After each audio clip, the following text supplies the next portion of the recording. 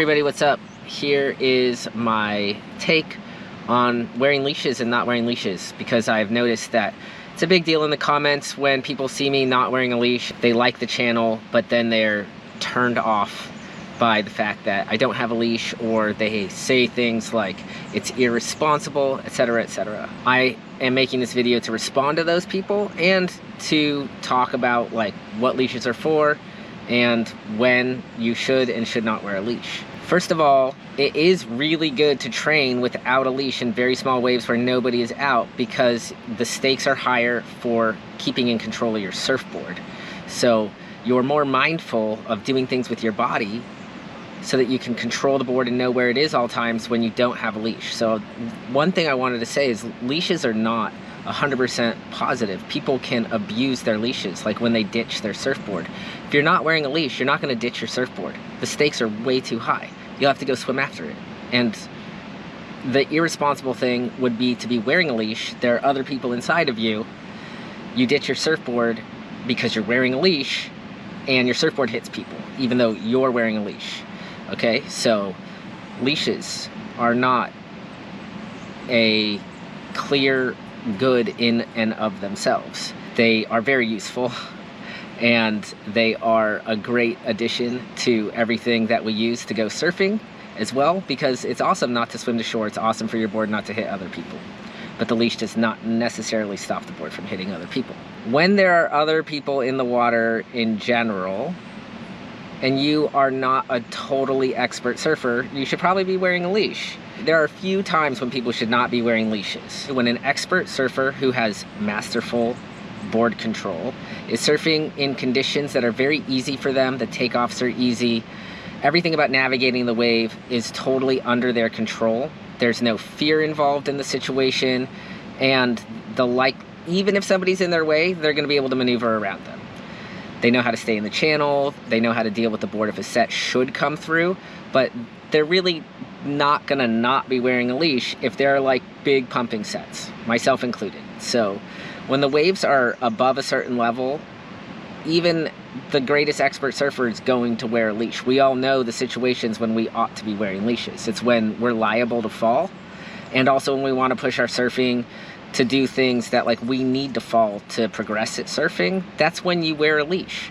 But when an expert surfer is totally in control of the situation, the waves are small, they're riding maybe a mid-length or a longboard, then honestly, the likelihood that that person is the one that loses their board is so low. Not wearing a leash as a fashion trend is not cool. Okay, like not wearing a leash does not make you a better surfer because you're not wearing a leash, because you look like the surfers who surf well who don't wear leashes at times. But omitting the leash without the surfing ability level your ability level does not rise. Yes, it's cool to be great at surfing, and a lot of great surfers don't wear leashes in conditions that are not daunting to them because it feels free. Honestly, the reason why any of us would not wear a leash in small conditions is that like there's a freer relationship to yourself and the surfboard. And again, it comes back down to that board control, where you're so at one with your equipment and the ocean that like, yes, could possibly you lose your board? Yes. Do you sometimes? A little bit of a swim. It's not going through a swimming area, like you wouldn't do it on a crowded summer day. The last message about this is that when people say that XYZ is a rule in surfing and you are not applying it correctly, or you are, like, I don't know, maybe more in the negative dimension, you really need to think where your moralizing is coming from and why you need to police other people. I'm not policing other people. I'm just telling you when it's cool to wear a leash and when it's not cool to wear a leash, just based upon like the experience, like what actually happens in the surfing experience. We lose our surfboards sometimes. Some sessions we don't lose our boards at all. This is more on about the moralizing, the surf etiquette and rules. The reason why I'm explaining all of this leash stuff from my perspective, again, is because I feel that I have achieved a level where I can surf tiny waves without a leash, and it feels better that way. It's an accomplishment, so it's something that you accomplish. And are there people who aren't accomplished enough doing that behavior? Yes. Can people who are doing it excellently help that people imitate them? To a small extent. but like largely that is out of anybody's control. If people who don't have expertise in controlling the surfboard surf without leashes, that's a bummer. And I want to say that's a bummer, but that's not going to stop me from not wearing a leash. Again, in conditions where there is very low likelihood that I will lose my surfboard. In situations where there is either low or high likelihood that you're liable to lose your surfboard, the leash does not stop your board from hitting people at all. And in some cases, it can fling back and hit you. So, like, leashes are great, and they have their drawbacks, you know?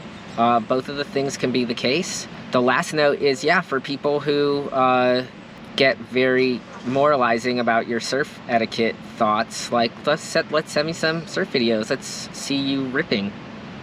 See what is backing up those claims. Because you gotta put it out there, too. If you want to, like, say anything in the space, put your surfing out there. Mine's far from perfect, but I keep working on it. All right, like and subscribe.